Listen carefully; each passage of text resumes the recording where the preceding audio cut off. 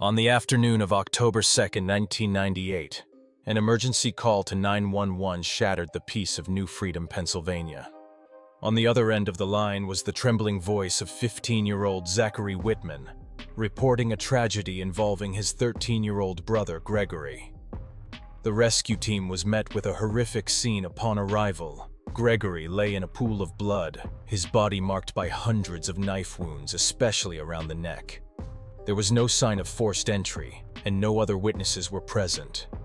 Zachary, the older brother, was the only person at home at the time of the incident, immediately becoming the focus of the investigation. So who is the real culprit?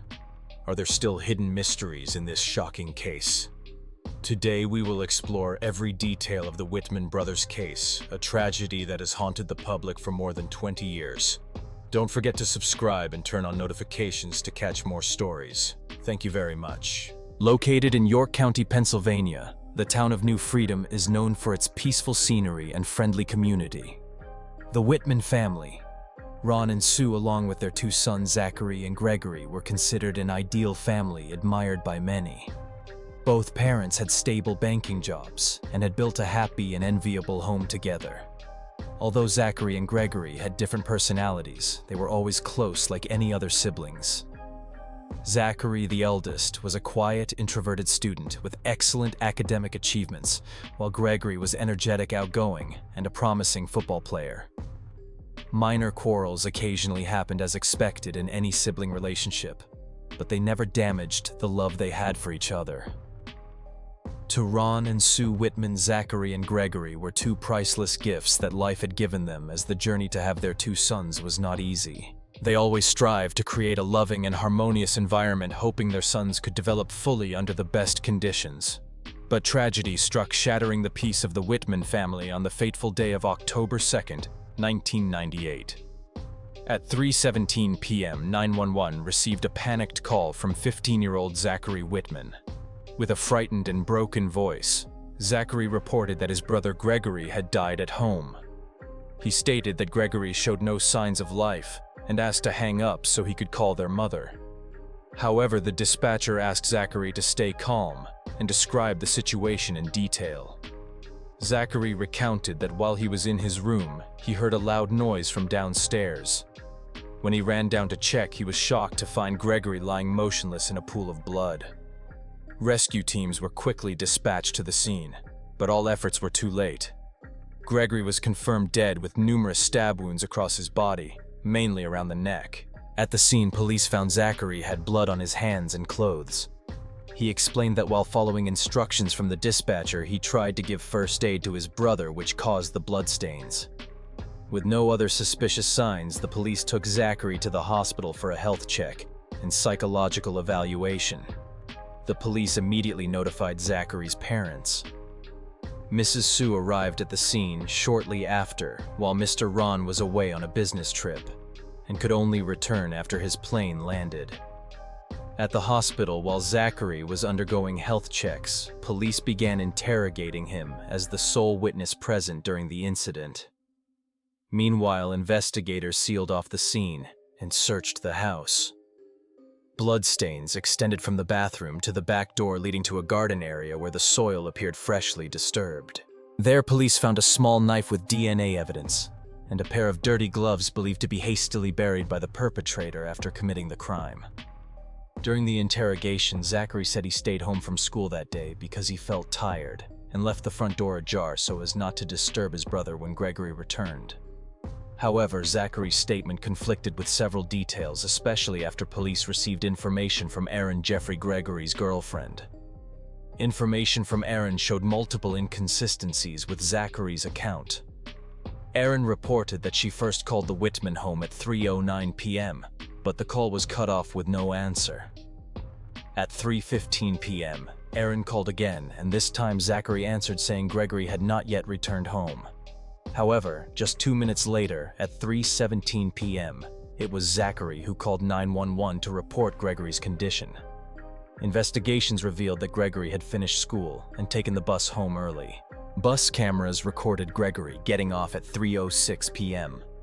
Given the short distance from the bus stop to the house, Gregory must have been home before Erin's second call. Zachary's claim that Gregory was not home at that time raised police suspicions that he was deliberately hiding something. Furthermore, no signs of forced entry at the Whitman home strengthened the theory that the perpetrator was someone familiar or even a family member. This further reinforced the hypothesis of Zachary's involvement in Gregory's case. Faced with many suspicions, police meticulously analyzed the collected evidence. Forensic results showed that the knife found under a pine tree in the garden had blood matching Gregory's blood type. Moreover, Zachary's DNA was found on the gloves, making the theory that he was the perpetrator even more convincing. However, the Whitman family firmly believed in Zachary's innocence and hired a lawyer to defend their son. They argued that the police rushed to label Zachary as the suspect, ignoring other possibilities. Despite the family's objections, police continued to gather evidence. Aaron's calls, inconsistencies in Zachary's statements, and the lack of any sign of strangers at the scene all strengthened suspicion towards Zachary. 1 week later, Zachary Whitman was arrested on first-degree murder charges. The boy firmly denied all accusations and maintained his innocence. The case quickly attracted public and media attention, sparking intense debate in society and placing the Whitman family under heavy pressure from public opinion. Throughout the trial process, the Whitman family worked hard to have the case tried in juvenile court in hopes of a lighter sentence for Zachary. However, the judge rejected this request and decided to try Zachary in adult court, much to the family's disappointment. Zachary's legal team repeatedly filed motions to exclude evidence collected illegally. After lengthy litigation, over 30 pieces of evidence were dismissed. However, the most crucial items, including the knife and gloves, were still admitted by the court. More than 4 years after the tragedy, Zachary Whitman's trial officially began on May 5, 2003 at York County Court, Pennsylvania. Zachary was 20 years old, then his face showing confusion and exhaustion after years of enduring the pressure from the case.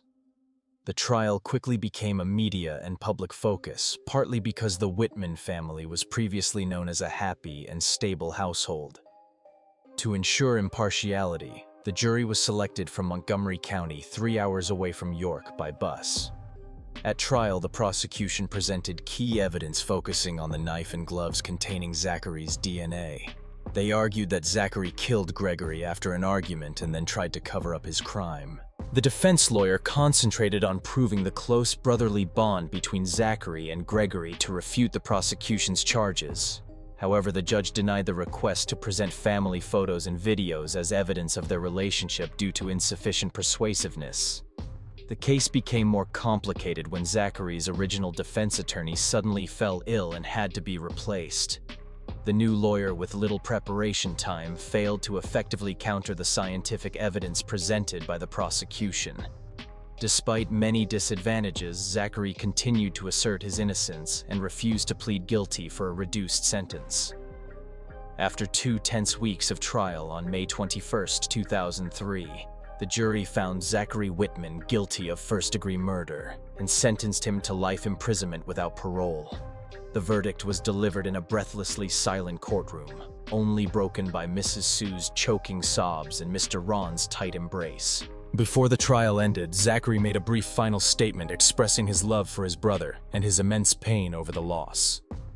Rejecting the verdict, the Whitman family immediately filed an appeal.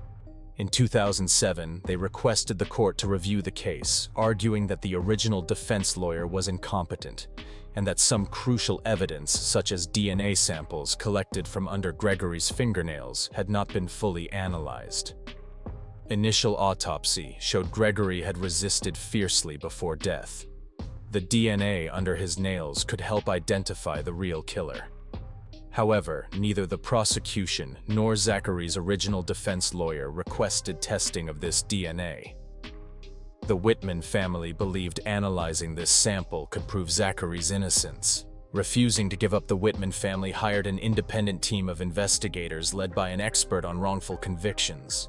The team reanalyzed the entire case file and re-examined the crime scene, revealing many shortcomings in the initial investigation. One notable point is that Zachary had only a small amount of blood on him, which he explained was from trying to save his brother. If Zachary were truly the killer, The amount of blood on him should have been significantly greater.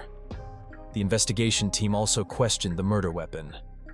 They believed the small knife found in the garden could not have caused the numerous and severe wounds on Gregory's body, suspecting another larger weapon had been overlooked by the police.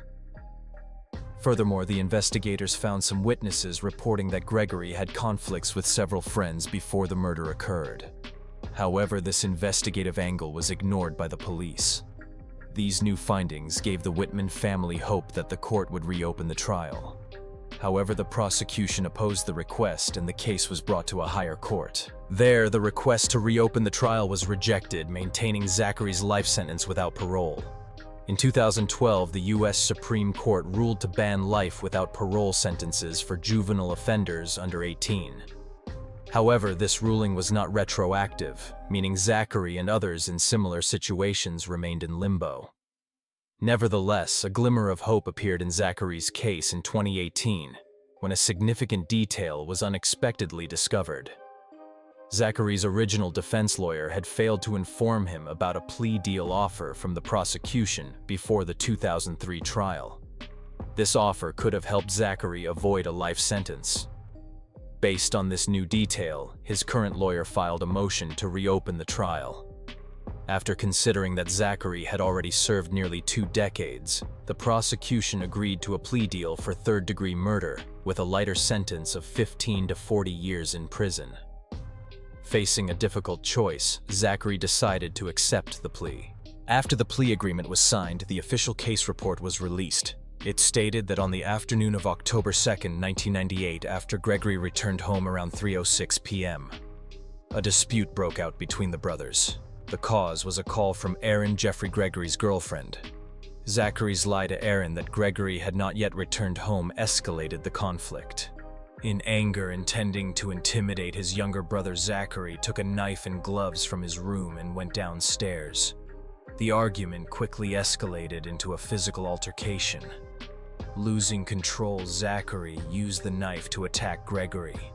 Gregory tried to escape into the bathroom but was chased and killed by Zachary. Panicked after the crime, Zachary tried to conceal his act by burying the weapon and cleaning the blood before calling 911, pretending he had just discovered his brother's body. After Zachary's confession, the prosecutor considered that he was no longer a danger to society and that serving over 20 years was a sufficient punishment for his youthful mistake. The judge expressed deep sympathy for the Whitman family and hoped they would find peace and begin to heal their emotional wounds. On May 21, 2019, after accepting the new sentence, Zachary Whitman, 36 years old, was granted parole by the Pennsylvania Social Responsibility Committee. Thanks to his good behavior during imprisonment, Zachary returned to his family in a new home in Lancaster County, Pennsylvania.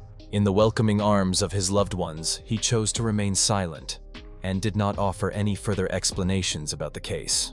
Although the Whitman family affirmed that Zachary's guilty plea was just a solution to end the long legal battle, public skepticism about the truth behind the case continues.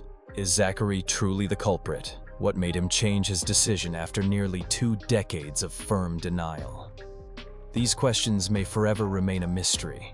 After the heartbreaking events, the Whitman family shared their story through a Discovery investigation documentary.